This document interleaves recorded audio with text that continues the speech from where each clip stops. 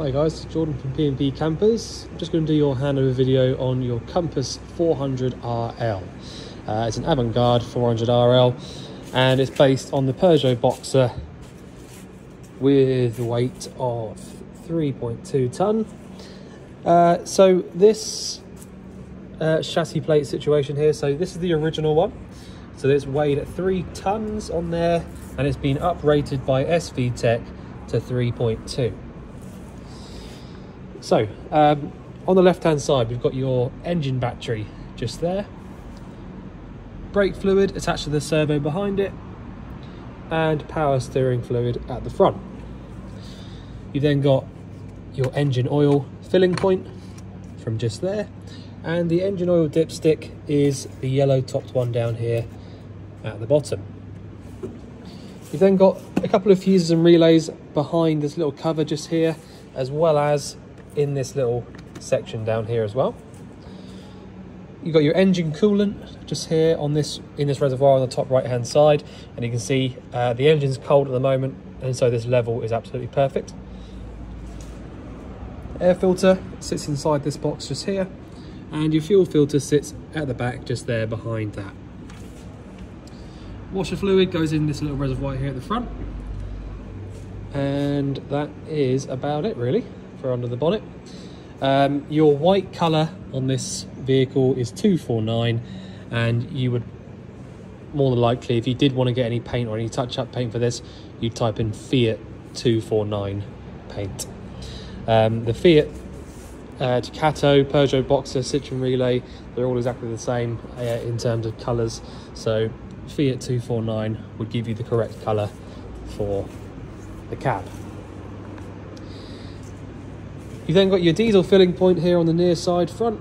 This is diesel fuel that needs to go in here, and your ignition key is needed to get this to open up. Inside the passenger door is very rarely anything to actually show you. You've got some fuses behind this little cover just here at the bottom. Same on the one on the other side as well as your OBD reader, which I will just point out to you as we get round there. So the door has been sorted as requested. So this was all kind of broken and split in all the corners. I have completely redone it with new fabric, so that is all good now. The top part of it was all fine anyway, so I've left that, but the bottom part is all completely redone. You have got the awning light up here, which there is a switch for just inside the door there. There you go.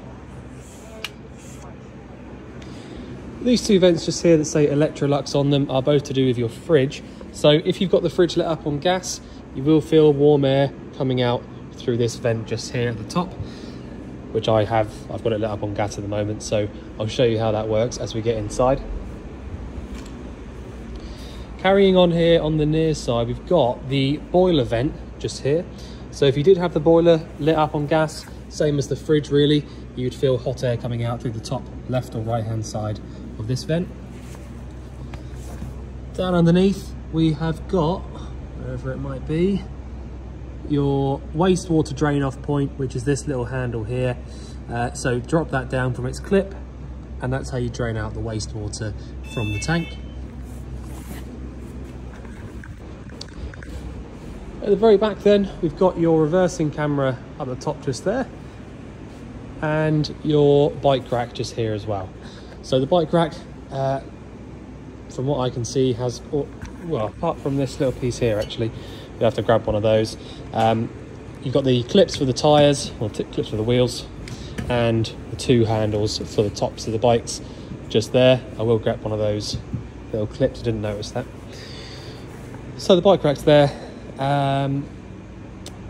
You have got on the roof, I will explain this to you in a bit more detail when we get inside, but you have got on the roof there a satellite dish, as well as a satellite, another kind of aerial just there.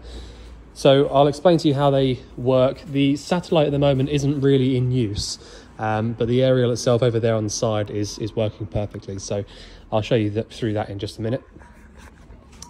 So on the off side now, we've got the gas locker at the back here. You have got space for 2 of these 6 kilo propanes. This is a full bottle in here. So all you have to know really, I've done a full pressure test on this system and it's absolutely fine, no leaks. You've got 2023 dated pigtail, well, it's not pigtail, 2023 dated flexible hose, sorry. And what that means is that you've got about 5 years on this. So till 2028, you'll have to replace this hose. To turn the bottle on, we go anti-clockwise round to the left. And to turn it off, we go all the way clockwise round to the right. You've then got your regulator just here. This is a bottle top regulator. Due to the year of the vehicle, didn't need a bulkhead regulator. You can fit the bulkhead regulators if you want to, but in all honesty, you might as well stick with this setup. You know, there's no need to change to it. So you need to make sure that the gas is switched off before you start driving. That's very, very important. But that's about it really. Next locker along is your sort of battery and power locker. So this is your leisure battery just here in this nice little kind of cubby hole, and that is what powers essentially all of the lights inside the vehicle. Any 12-volt power that's required inside the vehicle comes from this leisure battery here. You've then got your electric hookup, which I have hooked up at the moment so that you can see. All of the AutoQuests of this year or this age have this little kind of cutout in the locker, which means that you can actually completely close the locker and lock it with the hookup still plugged in. So we're hooked up at the moment, and the reason for that is that I want to show you a few bits on the inside when we get to that. Right, so we've got the freshwater filling point. So push in and round to the left until it stops. You'll then be able to take this whole thing out. To lock it back up again, push in around to the right, and then you can get your key. I'll grab the keys. You can then get your key, whichever one it is. I'm just going to swap hands. Not that one, the other one.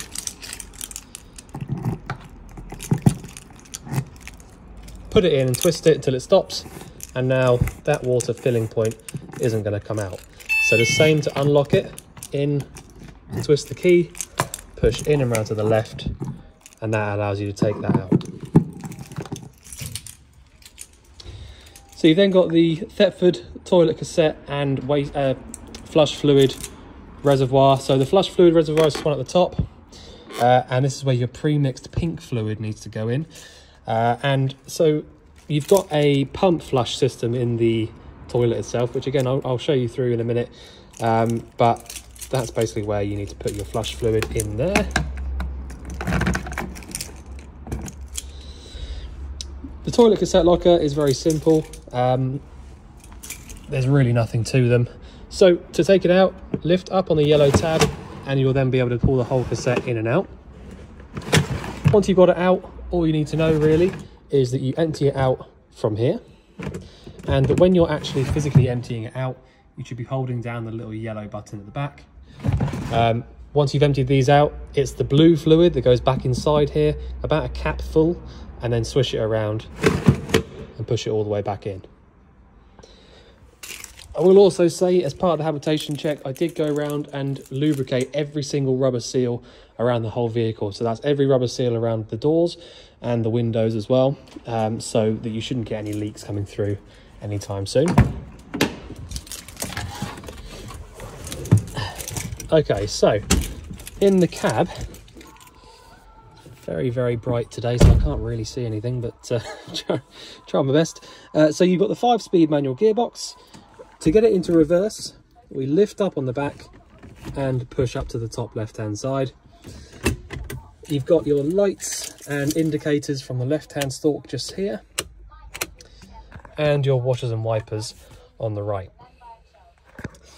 You've got the electric adjusting mirrors from this little point just here. So you select which mirror you want to move, and then move this around like a little joystick, basically. And your electric windows as well. You got your hazard lights from the middle just there, and all of your heater controls underneath that, and the factory fitted standard single DIN head unit. You can, if you want to, you can replace these for a newer version, but to be honest with you, the original ones like this do work quite well. So you know, if you're not too bothered about it, then I would leave it as best you can. The reversing camera screen is up here. It's a park safe monitor, and you have also got, previous owner has written down for you the length and height of the vehicle, which is always quite helpful when you're driving around something like this. So the bonnet release handle is just down here above the clutch pedal, and the steering column adjustment is just there. The OBD reader for this, or your code reader, is just inside here behind that little black cover, and the rest of your fuses and relays are behind this cover just here.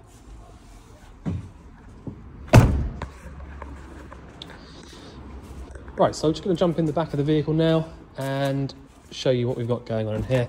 Probably a little bit more interesting in the back here, really. I'm going to turn this off now. I just thought I'd show you it all working. This is the TV. This is all currently wired up to your TV aerial, which is on the one that I showed you that's just above it here. So that's the one that we're actually wired up to at the moment. This is the booster for the TV aerial that's on the outside, as opposed to the satellite. So all working really, really well. Just going to switch it off now so we can hear what we're saying. So the way that we've got it wired in at the moment, so I have got, it is a 12 volt or a mains powered TV, so you can use it either via the 12 volt power from the leisure battery or from the hookup if you are plugged in on the mains. So at the moment we are plugged in on the mains, so I could be using it on this one here, but because I'm plugged in on the mains, it also means that I've got good 12 volt power, so it really doesn't matter which way we use this particular TV right now. The aerial point plugs in to your aerial socket just there, and the reason, like I said, I'm going to explain to you why we're not using the satellite. The reason for that is the actual satellite itself, which goes up and down using this sort of controller inside here. The reason we're not using that, I mean, I have freed it up and made it work properly. It goes up and down and all that sort of stuff. But the TV aerial that we're using, the other one on the near side here, is the one that's actually wired up to this booster. If you wanted to use the satellite, you'd have to run a new set of cables round to this booster and then plug it in through there. But you know, and I would have done that, not a problem at all, if this TV aerial up here didn't work so well. But when I plugged this TV straight into this and turned the booster on, it all came straight to life, got all the channels, and so I really don't see the point, if I'm completely honest with you. So to actually get the TV to work, plug it in, like I said, on either one of those two, plug your aerial point into it like it is now, and then all you have to do is come in here and turn this booster on, which is from this little switch here. Okay, once you turn that switch on there, you will then have channels at the TV. All right, so that's the TV aerial booster. I just thought I'd show you where that was. TV fits on this little area here really nicely, and that's about it really. I've left the paperwork for that inside here as well. Okay, other thing I need to point out to you is that I have sorted this light switch. It was a little bit naff, but I've fitted a new switch in there for you, so that is all sorted. The rest of the lights, I didn't have any issues with any of the other lights. They all work really, really well, and yeah, I didn't really have any issues with anything, if I'm completely honest. The only thing that I had to do to actually get the habitation check to pass really was I had to blow out the boiler vent. Sometimes they get a little bit sort of clogged up with spider webs and things like that. So once I'd done that, it fired straight up, no problems at all. Okay, so first thing I'm going to show you, what am I going to show you? Right, I'm going to explain this quickly first. So the previous owner, we've looked after this vehicle for probably 15 years now. Previous owner has always come back to us every single year for a habitation check and a service and MOT. So we have always looked after the van for him, always done his hab checks, but the last few hab checks that I've written on, I have written down, like I've done on this one, about these sockets that the previous owners fitted. Now, truthfully, I cannot put on there that this is okay. I'm not sure that I would use it, but that's completely down to you. So the way that these wired up this whole system here, so this is the original socket up here. This is a plug that would have been fitted from new. All right, and what he's done is he's plugged this in. It all works okay, it's just that it's not really how it should be. He's got the wire coming down here through some conduit, and that then powers up this extension lead. And so that would be okay normally, but then he's got this plug here coming across here, up and over the door and down, powering this socket, instead of either taking some power from here, running it so that you can't see it, and powering it there. They basically just, it's almost like an extension lead off an extension lead, if you like. So that's what my problem is with it. So I just thought I'd mention that. As I said, it all works, but it's not something that I can say I would use. All right, but I just thought I'd point that out to you. That's how that's all wired up. It's completely up to you what you do with it, but I'm just saying that's why I've written on a habitation sheet that I wouldn't use it. Anyway, so the control panel for the whole vehicle is just here, but before I show you that, actually, you have got just down here by the door this little switch here, which most of the oldest AutoQuests have. Now that switch just there is a main isolator for the 12-volt system.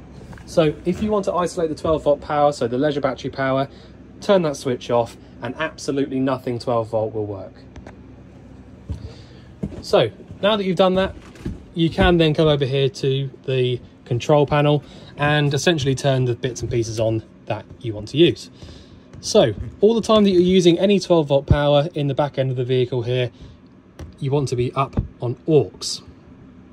If you use vehicle, so go down to vehicle, what will happen is you are then drawing power from the vehicle battery or the engine battery. Okay, so for obvious reasons, you don't want to draw power from the engine battery. If you start drawing power from the engine battery, so we turn all the lights on and we use anything that's 12-volt related, the engine battery is going to eventually go flat and you won't be able to start it up. So really important that we use aux on the battery selector on the right. We've then got the water level, so pressing and holding on that, I can see that the little scale at the bottom is showing us that the water tank is empty, and we've got the water pump run switch there as well. So we can turn the pump on and off, the power to the pump on and off just there, and when the pump is running, we'll get this little light here coming on. If the waste tank becomes full, we'll get the little red light come on here, and that is about it really. So once you've checked that you've got some water in the tank, so at the moment, as I said, it's pretty much empty, but once you've checked that you've got a bit of water in the tank, you can then come over here to the sink. So really important that you do this before, if you want to use the boiler and you want to get the water hot and things like that, really important that you do this thing here. So we've turned the pump on, and all I'm going to do now is I'm going to lift the tap all the way to the top and just see if we get any air coming out through the tap. Okay, so I'm happy now seeing that coming through nice and clearly on the hot side, which is all the way up. I'm happy that the boiler is full of water. If the boiler didn't have any water in it, there's absolutely no physical way that the water would have come out through that tap just then. Okay, so to do that, just checking that there means that the boiler's full, and it means that you can go ahead and use the boiler exactly as you want to. So if I just explain what I'm talking about now. So the boiler itself sits down here underneath this seat, and what you've got is the little yellow tab there at the back, which is your boiler drain off point. All right, so where it is at the moment, laying down flat like that, is going to leave the water inside the boiler. But if I lifted it upright, so it was vertical, any water that's inside the boiler will drain out onto the floor. So the reason that you have those is that it's essentially a winter drain off. So if you're going to leave the van in storage, or you're going to leave it outside over winter, it's really important that you drain the water out from that point in there. And so checking that the water is actually full in the boiler again by doing what I've just shown you on the tap there is really important, because if that boiler is empty and you try and light it up on the gas, it's going to overheat. Okay, so that's all that is. That's just your boiler drain off point. And you've also got your gas isolator for that as well, just there. So if you wanted to isolate the gas from the boiler there, you can do so from that point just by twisting it 90 degrees.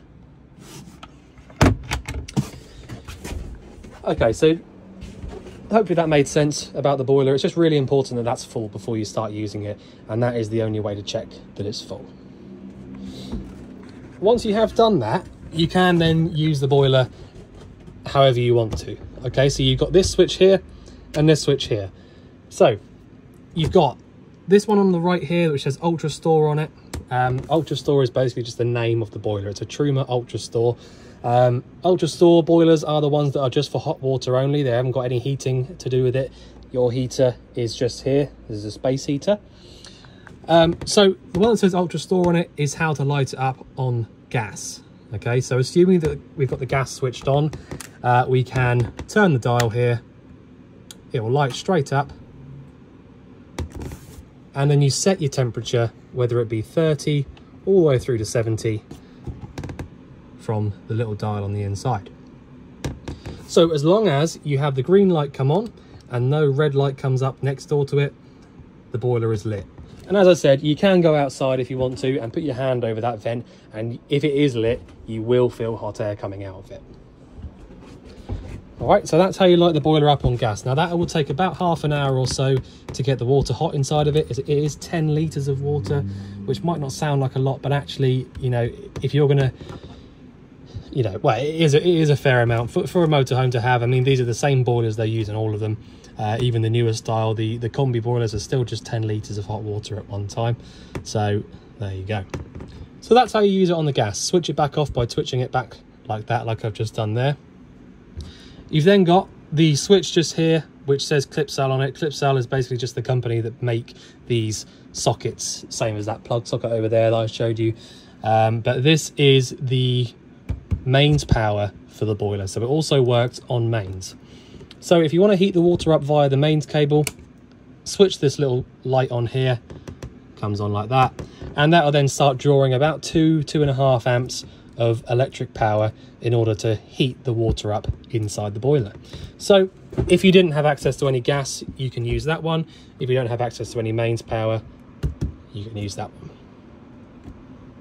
Really important thing to remember is that you switch that switch off whenever you're finished with it, because if you don't and you know, plug the hook up in and don't think about it, that'll come straight on, and you know, you haven't gone through your process of checking the boiler just yet. So it's really, really important to switch that off when you're finished with it. So in the wardrobe just here, got a couple of important bits. So we've got the trip switches. This is your mains power trip switches. So if you did need to get into those and just check any of those, that's where they are there. It does tell you on each one of those what each one does. So these are your MCBs on the left and your main RCD on the right. Paperwork for the vehicle is in here. I actually know for a fact that there's loads of paperwork with this van because we've done the majority of the work. So all of the paperwork's really good in there. Previous owner has left a few bits in here because I do know that they completely finished, you know, they've stopped motorhoming altogether, so they've left quite a few nice extras for you in here. Now in this locker here, now I don't know if you're going to be able to see that or not, you might not be able to see it very well, there is a little blue isolator just here, which is your freshwater drain off point. So in that cupboard just there, there's a blue draining handle twist that to drain out the fresh water. Okay, so pop that back in there. What we got next? So I do know as well, in the AutoQuests, nearly, well, 9 times out of 10, you've got down here, this is your kind of 12 volt area, if you like. So this box just here is the box where the leisure battery sits in the locker on the outside. But what you've also got, sorry for turning the camera like this, but you've also got the 12 volt kind of power supply unit, if you like. So you've essentially got a main 12 volt switch just there at the front there, it does say that on it, and then you've got a list of what all the fuses do just there, so what they're related to. So there will be some for the lights, there'll be some for pumps and whatever else. So if you do ever get any 12 volt issues, obviously get in touch with us for any problems at all, but you can have a little look in there and just check the fuses for any issues you might have. So they lay that out really nice and easily for you. You then got next door to that, this, which is your mains charger. So all the time that your leisure battery, your mains cable is plugged in, this charger is going to be charging up your leisure battery, and you can switch that on and off from the big switch just there. Okay, so what else have we got? We've got the 4-burner hob at the top of this cooker. So you do need an igniter. One of these sort of long reach candle lighters works really well for these. So you've got the 4-burner hob, you've got the grill, and you've got the oven at the bottom. Now this has been kept really, really well, if I'm completely honest. I mean, I know we've given it a good clean, but I would say it's probably not being used that much, just going by how it looks. So you've got the little indicators telling you what each one does on there. The grill door, you should leave this open when you're using it. But the rest of it, I don't really normally go through these very much because they're pretty self-explanatory. It's just like a gas cooker at home, really. Okay, so the sink, you have got this, it does fold down out of the way if you want it to. Right, the fridge is the next bit I'm going to run you through. So these 3-way fridges can sometimes, if you've not used one of these before, can seem a little bit kind of, well, I don't know, hard to get your head around, if you like. So what you've got is you've got 3 switches. Well, you've got 3 ways of using it, okay? So you've got a red switch on the left, green switch next door to that, and then these 2 over here, which are both to do with your gas. Okay, so forget about this part at the moment. If we want to use the fridge on either 12 volt electric or mains power, you're looking at this section on the left. So at the moment, I've got the hookup plugged in, so I can use it on the green switch here, which is your mains power, and all I have to do then is just basically set the temperature. Okay, so after about 2, 3, maybe even 4 hours, this fridge will then be cold on the mains. If I had already pre-cooled the fridge, either via the gas or the mains power, and I was going to drive off to wherever I was going to go, I would be switching over to 12 volt here. The 12 volt only works when the engine's running. It works via your split charger or your split relay, and it only keeps the temperature inside the fridge. It doesn't get the fridge cold by itself. It keeps the temperature that you've already put inside of it. So essentially what that means is, you, like I said, if you were going to go away on holiday tomorrow morning, for example, you would have to light it up on gas or use it on the mains the night before you go away, really, with all your stuff in it. And then by the morning, all you have to do is come over here, select 12 volt, drive off, and then when you get to where you're going, you can switch back to one of the other 2. Okay, so hopefully that makes sense. 12 volt, mains power, and then gas. Okay, so the mains and the 12 volt side of it are very, very simple. All over here, just literally switch on and off. The gas is the bit that sometimes, you know, you might get caught out a little bit. So what you've got is a little peephole down here. And as you can see, I've had it on for a little while. It's already starting to sort of frost up a little bit. But you can see the little flame just inside there at the back, the little blue flame.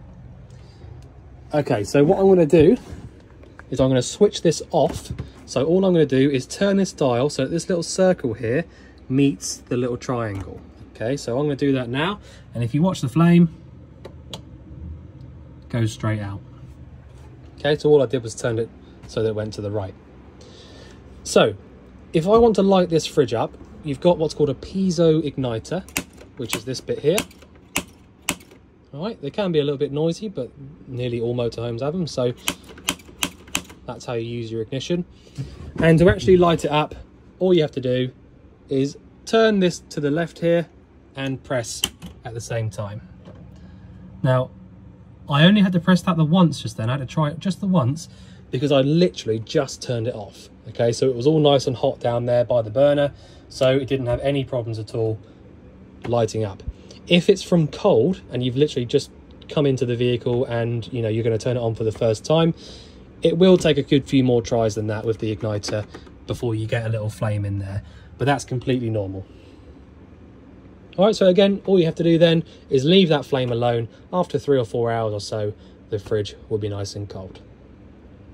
So make sure that when you are finished using the fridge, switch that off so it's laying down flat. Make sure your flame's gone out. And if you are going to drive off, make sure that you've switched over to 12 volt. So a little bit more context behind the split charger thing I said about. So what you've got with any decent motorhome brand is you've got what's called a split relay.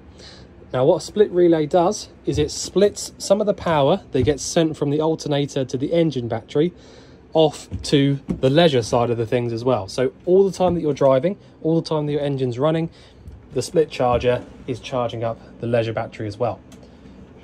What it also does is it sends a little bit of power back to the fridge, which is how you use the red switch just there, which is how you keep the fridge cold as you drive. And that's why it will not work unless your engine's running. All right. The 12 volt switch there, the red switch, essentially works via the alternator.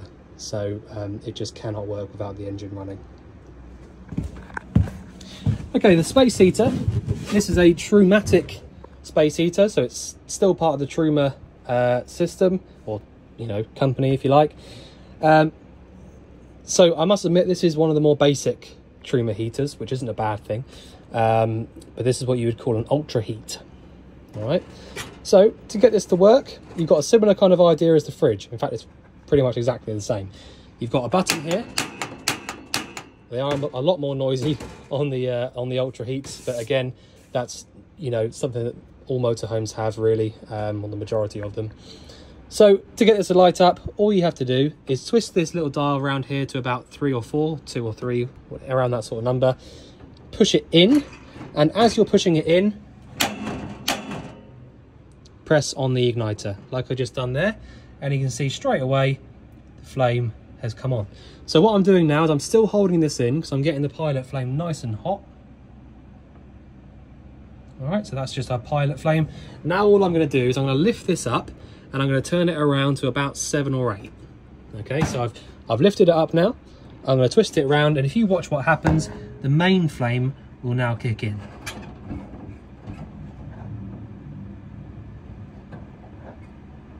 Right, so it's gone out, so I'm going to light it up again. It's a bit awkward with one hand, but... So now all I'm doing is I've lit it back up whilst pushing down on about 8, like I was going to turn it around to before. So all that means is it wasn't quite warm enough for me to let go of it just yet. So just warming it up a little bit further, and now I'm going to let go of it again, kick the main flame back in.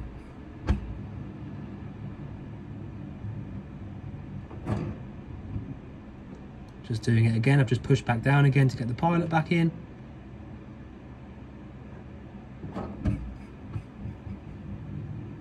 And sometimes you just need to do this a few times in order for the thermocouple to get nice and hot before it will stay on by itself. So I'm just going to do this one more time, I reckon.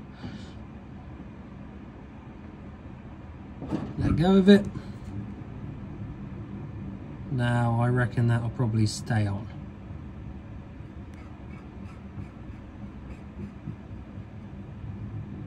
And there you go. So after, you know, quite a long time of doing it, I mean, I've been doing this for a long time, but you do get used to the sort of sounds that they make and what they do. So I know now that's going to stay on. But as I said, all I had to do, I was looking in there, I can see the flame. If it starts to go out, just press back down again on the button. It'll kick the pilot flame back in and it'll just keep it going. It just needs to get nice and warm before it will stay on at full power like that. So already, if I'm completely honest with you, that is already chucking out a lot of heat. All right, so these ultra heats get hot so quickly, which is obviously a good thing, but also something you do have to be a little bit careful about, making sure that you don't hang socks over this or anything crazy like that, because they will burn. All right, so this is not a radiator like you would get at home. It's not got any water in it whatsoever, so it is just purely about as hot as the gas flame is inside of it. All right, so to turn that back off again, all the way back round to the 0, make sure that your flame has gone out, which it has done, and that's it. Right, so the bathroom is about the last thing I need to show you, I think. So you've got the shower in here, basically pulls out from the sink. So it just pulls out like that, and then you hook it up here. So as I said, you've got a pump for the flush. Very, very simple to use it. You just basically pull up and push down, and that is how you pump around your flush fluid. And to drain it out into the cassette, we pull this handle to the right. That will have then drained out anything into the cassette, and then pull it back. Pulling it back like that closes that flap back over, and then allows you to be able to pull the cassette out from outside. And that's about it, really. The light switch for the bathroom, if you can't find it, is just here next to the cupboard. Okay, so I think I've pretty much covered everything. If there is anything you think I've missed out or anything you'd like going over again, just let us know. But otherwise, we look forward to seeing you soon. Thanks very much.